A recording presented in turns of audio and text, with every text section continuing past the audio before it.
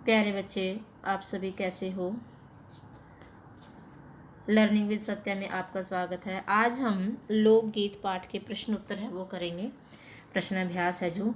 तो इसमें पहला प्रश्न है, निबंध में लोकगीतों के किन पक्षों की चर्चा की गई है, बिंदुओं के रूप में इन्हें लिखें।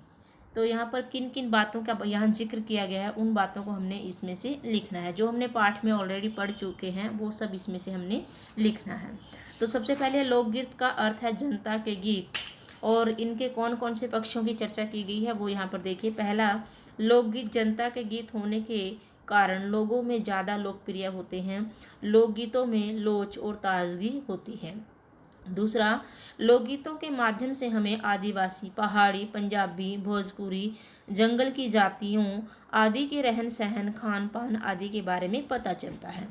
और लोकगीतों की भाषा है वो बड़ी सरल होती है, बिल्कुल सरल होती है। यह आम बोलचाल की भाषा में होते हैं जो लोगों के दिल को छू लेते हैं और सुनने में आनंददायक भी होते हैं। लोकगीतों की रचना है जो अधिकतर स्त्रियां करती हैं। इनकी रचना विभिन्न अवसरों पर की जाती हैं, जैसे विवाह, जन्म, किसी बच्चे का जन्म है, तीज त्योहार है, इन पर इनकी रचना की जाती है। लोकगीतों को गाने के लिए विशेष वाद्य यंत्रों की आवश्यकता नहीं होती है। इनके लिए हम साधारण से वाद्य यंत्र जैसे ढोलक है, झांझ है, करताल है, बांसुरी है, इनकी मदद से हम इनको गा लेते हैं। मतलब इसके लिए पर्टिकुलर कोई अच्छा सा इंस्ट्रूमेंट लेने की आवश्यकता नहीं पड़ती है। दूसरा प्रश्न है इसमें, हमारे यहाँ स्त्रियों के खास गीत कौन कौन से हैं। ये वेरी इंपॉर्टेंट क्वेश्चन है, मैक्सिमम पेपर में आता ही है ये। हमारे यहाँ स्त्रियों के खास गीत त्योहारों, नदियों के में नहाते समय, नहाने जाते हुए, विवाह, जन्म, भटकोड़, जोनार, संबंधियों के लिए प्रेम युक्त गाली आदि के अवसरों में के गीत होते हैं।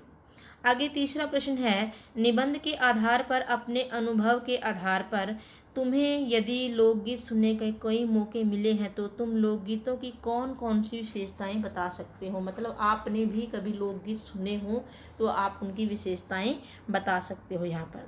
तो हमें पता है कि लोकगीतों की क्या विशेषताएं होती हैं। लोकगीतों के माध्यम से हमें पारिवारिक सामाजिक रिश्तों की जानकारी मिलती है। देहाती जीवन की, रोज़मर्रा जीवन की झलक मिलती है। देहाती मतलब गांव। और लोकगीतों की भाषा इतनी सरल होती है, सीधे मन को छू लेती है, और इन गीतों को गाने के लिए किसी विशेष साधना की आवश्यकता नहीं होती है, मतलब प्रैक्टिस की जरूरत नहीं होती है। आगे देखिए अगला प्रश्न, पर सारे देश के अपने अपने विद्यापति हैं, इस वाक्य का क्या अर्थ है। पाठ पढ़कर मालूम करो और लिखो। पाठ में हमने पढ़ा था पर सारे देश अपने अपने विद्यापति, ये पंक्ति हमने पाठ में पढ़ी थी, इसका मीनिंग बताना है। इस वाक्य का अर्थ है कि लोकगीतों को रचने वाले मतलब बनाने वाले प्रत्येक क्षेत्र में अलग अलग होते हैं।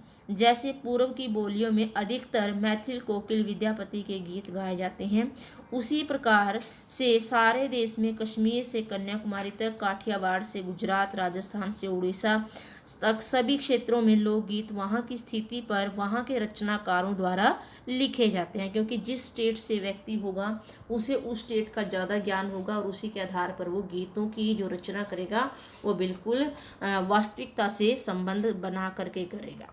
इसलिए कहा है कि प्रत्येक क्षेत्र के अपने अपने विद्यापति होते हैं। आगे इसमें ना भाषा की बात है।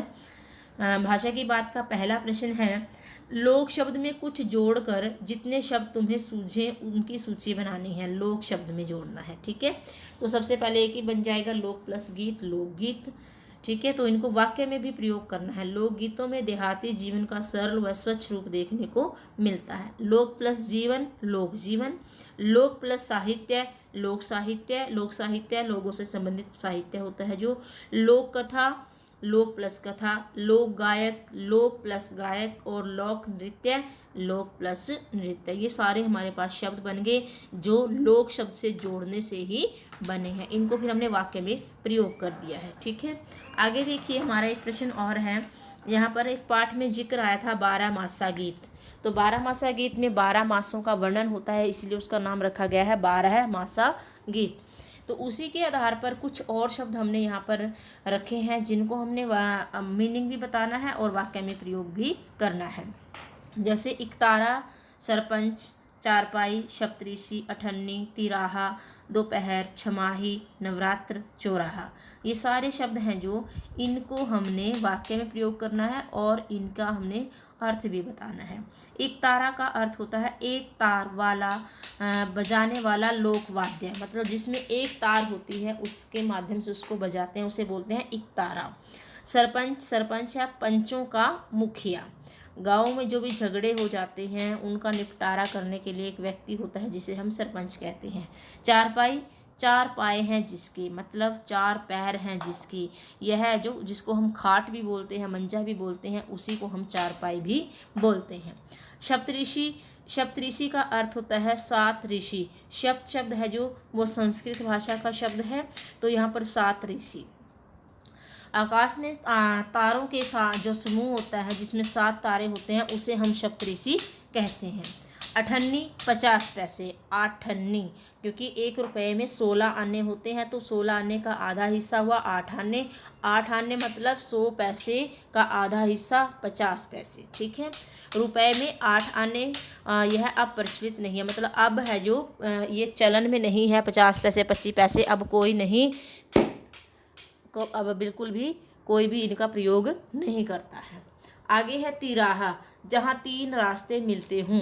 जहाँ पर 3 रास्ते मिलेंगे उसे हम कहेंगे तिराहा, और जहाँ 4 रास्ते मिलते हैं उसे बोलते हैं चौराहा। आगे दोपहर दिन का दूसरा पहर। छमाही, वर्ष के 6 महीनों को छमाही कहते हैं, मतलब साल का आधा भाग है जो उसे छमाही कहते हैं। आगे नवरात्र है जो 9 रातें। नवरात्र दुर्गा देवी की 9 रूपों से संबंधित है, क्योंकि इसमें हम 9 रूपों की पूजा करते हैं।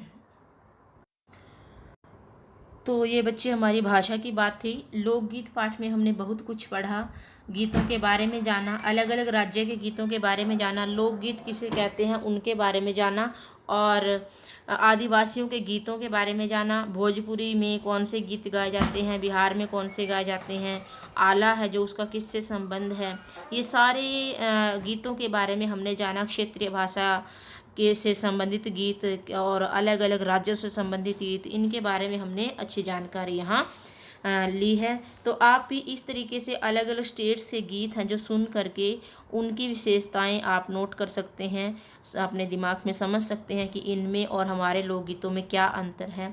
जैसे आप हरियाणा के हैं तो हरियाणवी गीत जब सुनते हैं और राजस्थानी गीत सुनते हैं, उन दोनों में क्या डिफरेंस है वो हम जान सकते हैं।